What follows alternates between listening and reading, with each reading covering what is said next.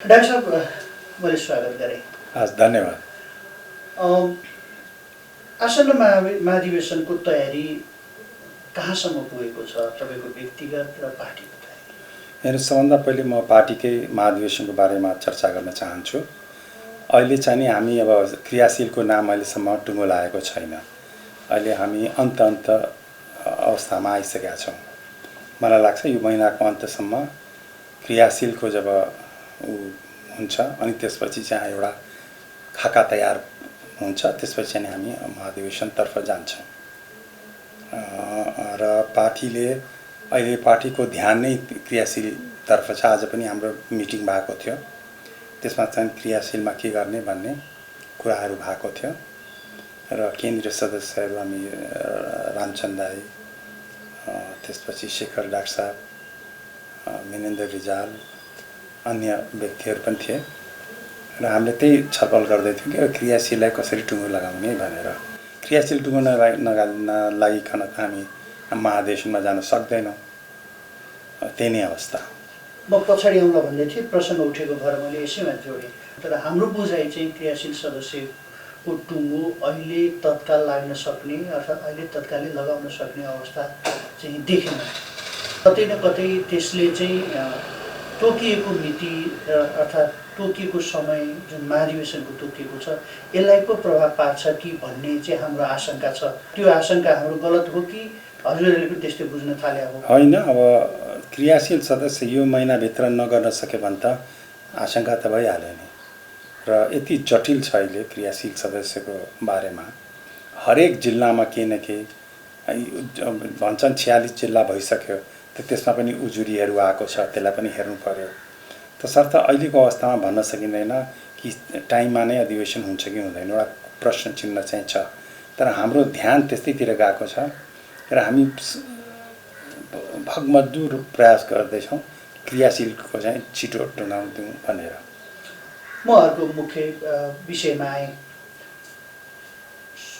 क्रियाशील सदस्यताको टुङ्गो लागेको समयमै, महाधिवेशन समयमै होस्, होइन भने धेरै कुराहरू आकर्षित भएर झन् गाह्रो हुने अवस्था छ, कामना गरौँ।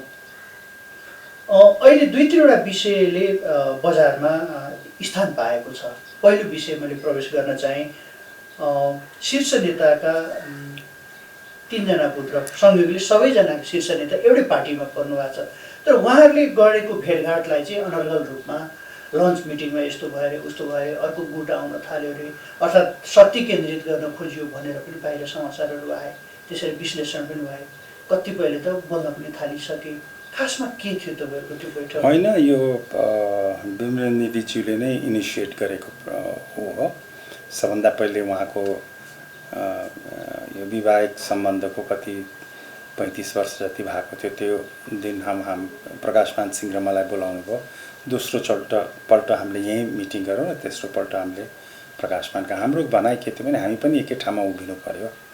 सभापतिको लागि हामी 3 जना मध्ये कोही लड्छ भने ठिकै हो, तर हामी मध्ये एउटा एकता हुनु पर्यो भन्ने कुरा आयो। यसमा धेरै कुराहरू उत्पन्न छन्। एउटा कि विमलेन्द्रज्यूले शेरबाजीलाई छोड्नुभयो भन्ने पनि सङ्केतहरू यसबाट देखिन्छ। दोस्रो कुरो के हो भने अब हामी 3 जना मध्ये 1 जना लड्ने भन्ने कुरा, तर त्यतिले पुग्दैन। हाम्रो रामचन्द्र दाई हुनुहुन्छ, शेखर दाई हुनुहुन्छ, प्रकाशमान र म त छँदैछु, विमलेन्द्रजी हुनुहुन्छ। मैले के भने हामीले यो हामी 3 जनाबाट 5 जना गरौँ, 5 जनाबाट 7 जना गरौँ, ताकि हामी एउटै सूत्रमा बाँध्न सकौँ भन्ने धारणा हाम्रो थियो। तर यतातिर आएर हाम्रो बिचमा अहिले केही छलफल चाहिँ भएको छैन। हामीले चाहिँ भनेको के भने हामी 3 जना एक ठाउँमा भयो भने एउटा वेग पनि आउँछ र पार्टी सङ्गठनलाई राम्रो गर्छ भन्ने दृष्टिकोणले नै गर्नुभएको रहेछ विमलेन्द्रजीले। राम्रो पनि भयो, यसको राम्रो नकारात्मक पक्षहरू पनि छन्। तर त्यो भन्दै पनि हामीले 3 जना एकै ठाउँमा यो नेता पुत्रहरू एकै ठाउँमा उभियो भने नेपाली कङ्ग्रेस चाहिँ अब एकै ठाउँमा आउँछ भन्ने त्यो सङ्केत चाहिँ नि प्रष्ट रूपमा दिएको छ। सँगसँगै यसले अर्को सङ्केत हामीले बुझेको, हामी पत्रकारहरूले बुझेको सङ्केत भनेको अब जुन नेतृत्वले अहिले काम गरिरहेको छ यो नेतृत्वको विकल्पको खोजिएको। अब कतै फेरि यो विषम परिस्थितिमा नेतृत्व चलाउनु हुँदैन, अहिले नै यसैलाई कन्टिन्यू गरेर जाउँ अनि अलि अनुकूल समय आए पछाडि फेरौँ भन्ने पनि कुरा छ। अब ठ्याक्कै यही समय आएको हो यो पुस्तान्तरण अर्थात् एउटा पहिलो पुस्ताबाट दोस्रो पुस्तामा नेतृत्व सर्ने र यो नेतृत्वको विकल्प खोज्ने? होइन, समय त आएको छ। हेर्नुहोस्, मेरो भनाइ के हो भने अधिवेशन आउँदैछ। अब हामीले चाहिँ नि अधिवेशनमा नेतृत्व परिवर्तन गर्नुपर्छ, किनभने हाम्रो दुर्दशा भएको छ अहिलेको अवस्थामा। यसलाई दृष्टिगत गरेर हामीले परिवर्तन गर्नुपर्छ भन्ने त्यो एउटा पक्ष हो कि यो महाधिवेशन भनेको एउटा नयाँ नेतृत्वको चयन पनि त्यसको एउटा पाटो पनि हो। तसर्थ हामी तीनजनाले बसेर त्यही भन्यौँ कि अब नेतृत्वको परिवर्तन हुनुपर्छ भनेर उसमा चाहिँ हामी पुग्यौँ, हामी तीनजना नेताहरू। अब कसरी परिवर्तन हुन्छ, कसले गर्छ त्यो परिवर्तन, त्यो प्रश्न त आजसम्म छ, यथावत नै छ। तसर्थ अब मेरो दृष्टिकोणले हामी तीनजना, त्यसपछि 5 जना 7 जना हुँदै समूहलाई ठुलो पार्दै गयो भने मलाई लाग्छ हामी एउटै ठाउँमा उभिन सक्ने सम्भावना हुन्छ। त्यसले पार्टीलाई पनि मजबुत पार्छ, एकै ठाउँमा उभिन शक्ति पनि मिल्छ र एकजना मात्रै उम्मेदवार भयो भने हामी सजिलोसँग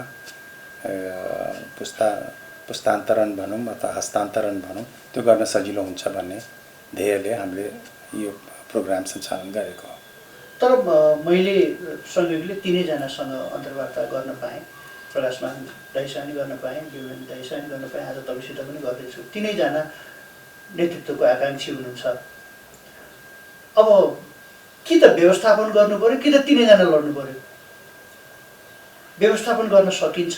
कुनै त्यस्तो ठ्याक्कै कङ्क्रिट नहोला कुनै त्यस्तो उपायहरू छन्? अब यो त हाम्रो बिचको वार्ताबाट नै समाधान हुन सक्छ। एउटा होइन भने त अब तिनैजनाले लड्नु पर्यो। वार्तामा बसेर कुनै टुङ्गोमा त पुगाउनु पर्यो नि। हामीलाई लाग्छ कि परिवर्तन हुनुपर्छ र हामी गम्भीर छौँ भने त एकजना मात्रै उभिनु पर्यो नि। तिनैजना उभियो भने त फेरि परिवर्तन हुँदैन। त्यसैले हामी तीनजनाले यति चाहिँ के भन्टाल्नु पर्यो भने हामीमध्ये एकजना उभियो भने चाहिँ नि सजिलोसँग यो हस्तान्तरण हुन्छ भन्ने कुरा चाहिँ को पुष्टि हुन्छ भन्ने मलाई लागेको छ। अनि त्यो समयमा रामचन्द्र दाइ र शेरबहादुर दाइले कहाँ व्यवस्थापन गर्ने? अब हेर्नुहोस्, अब रामचन्द्र दाइ शेरबहादुरजीको त उमेर पनि भइसक्यो होइन। रामचन्द्र दाइ धेरै पाको मान्छे हुनुहुन्छ, धेरै उहाँको राजनीतिक धेरै उतार चढाव भयो। तर मलाई लाग्छ उहाँले पनि अहिले आएर उहाँले चाहिँ नि एउटा अभिभावकको रूपमा उहाँले चाहिँ नि लिनुपर्ने हो ठाउँ। तर उहाँ पनि अब प्रत्याशी त हुनुहुन्छ। उहाँले हामीले सम्झाउन सक्नु पर्यो कि होइन तपाईँ चाहिँ नि अभिभावकको भूमिका खेलेर हामीलाई गाइड गर्नुहोस्। मलाई लाग्छ शेरबहादुरजीको पनि त्यही नै अवस्था जस्तो देखिन्छ। उहाँहरू कति बेरसम्म राजनीति गरिनुहुन्छ। अभिभावक बनेर हामीलाई गाइड गर्नुपर्ने बेलामा उहाँहरू आफै लड्ने विचार गर्दै हुनुहुन्छ। यसरी चाहिँ नि मलाई लाग्छ अप्ठ्यारो हुन्छ। म अब अलिकति व्यक्तिगत प्रश्न सोधेँ। अहिले महामन्त्री हुनुहुन्छ, एउटा कार्यकाल महामन्त्री भएर सफलतापूर्वक भन्छौँ हामी, बाहिर जे जे विश्लेषण भए पनि पुरा गरिसक्नु भएको छ, सन्निकटमा छौँ महाधिवेशनको। पहिला तपाईँको आफ्नो तयारी अब कस्तो छ? हामीले सुनेको नेतृत्वमै तयारी हुँदैछ भन्ने हो एउटा यो, र आफ्नो उम्मेदवारीलाई कसरी स्थापित गर्न चाहनुहुन्छ? हेर्नुहोस्, सबभन्दा पहिले त मैले अधिराज्यभरिको काङ्ग्रेसका कार्यकर्ताहरूसँग भेटघाट गर्ने जुन म दैनिक गरिरहेको छु, उनीहरूको राय सुझाव सल्लाह एउटा त्यो भयो। दोस्रो चाहिँ नेताहरू बिचमा पनि संवाद हुन जरुरी छ। शेखर दाइसँग कुरा गर्नु हुन त कुरा भइरहेको छ, नभएको होइन। प्रकाशमान सिंहसँग, रामचन्द्र जीवसँग, प्रकाश र विमलेनसँग पनि कुरा त भइरहेको छ। त हामी यही आधारमा अगाडि बढ्यो भने मलाई लाग्छ हामी एउटा टुङ्गोमा चाहिँ पुग्छौँ। अब म हुन्छु अथवा को हुन्छ त्यो भन्ने अहिले सकिँदैन। जोसुकै होस्, एकजना चाहिँ हामी उभिनुपर्छ भन्ने अहिलेको दृष्टिकोण मेरो त्यही नै हो। आफ्नो कार्यकालमा शशाङ्क कोइरालाले बोल्नुपर्ने बेलामा बोलेन।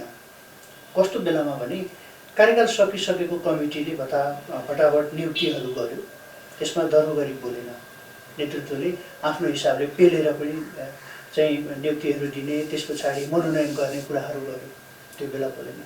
जुन बेला नबोल्नु पर्ने थियो धर्मनिरपेक्षता अरू विषयमा त्यस बेलामा शशाङ्क कोइराला बोल्यो भने बाहिर छ। यसमा टिप्पणी गर्न चाहनुहुन्छ? म भन्न चाहन्छु, हेर्नुहोस्, एउटा त शेरबाजी हाम्रो सभापति, हाम्रो यत्रो डिबाकल भयो चुनावमा, हरेकले उहाँलाई विरोध गरे।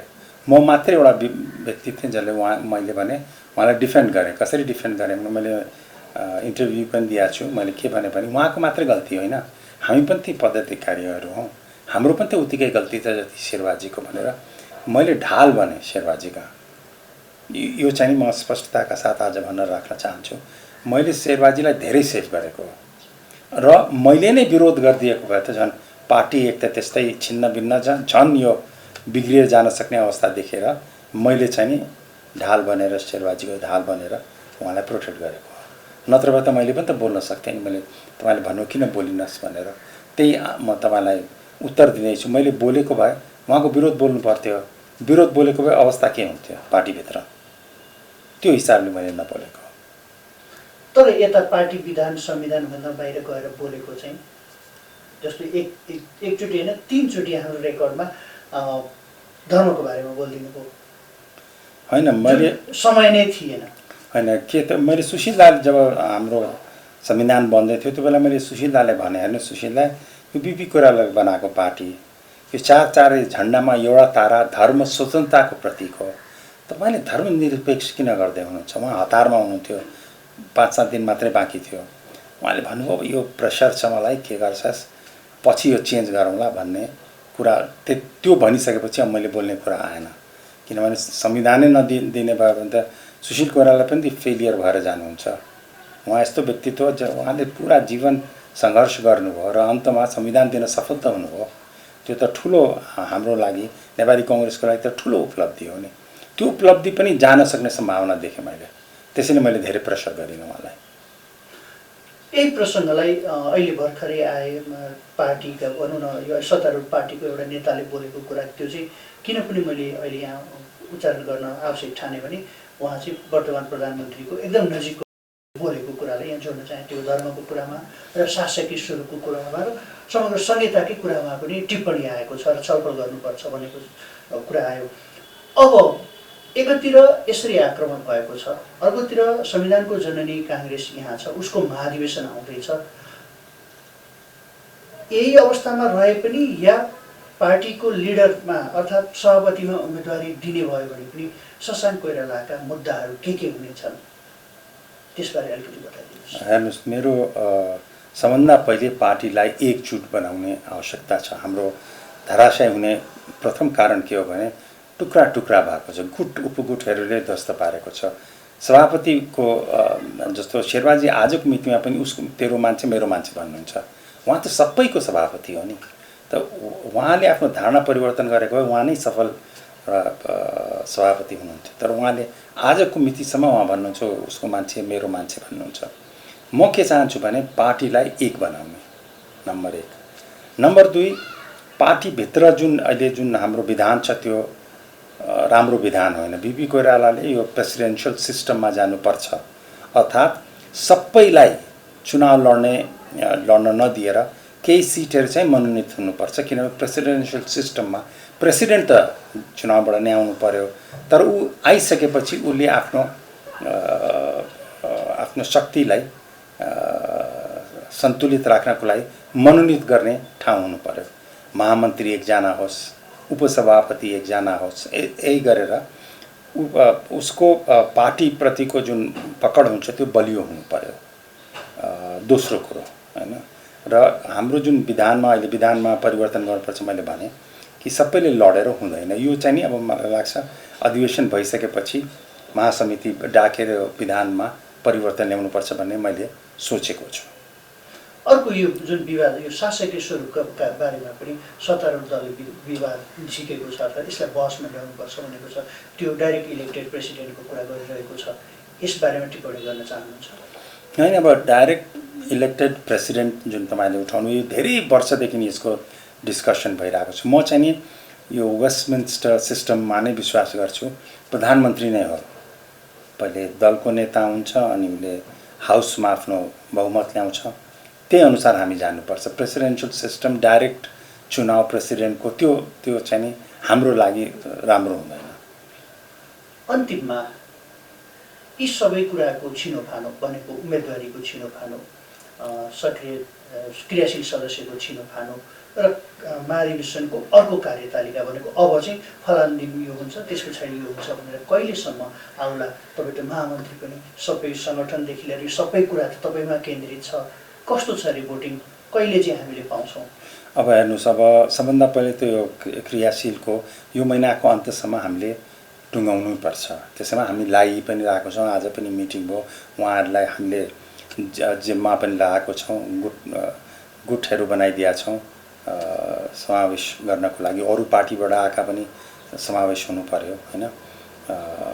विजय गजदारजीको पार्टी, सुनिल थापाजीको पार्टीको क्रियाशीलहरू पनि समावेश हुनु पर्यो र त्यसपछि हाम्रो आन्तरिक पनि समावेश हुनु पर्यो। मलाई लाग्छ यो शीघ्र नै यो सम्पन्न हुन्छ। मलाई यो महिनाभित्र सम्पन्न हुन सक्ने सम्भावना म देख्छु। तर त्यसमा केही विवाद भयो भने फेरि यो हाम्रो अधिवेशनलाई नै असरले गरिहाल्छ।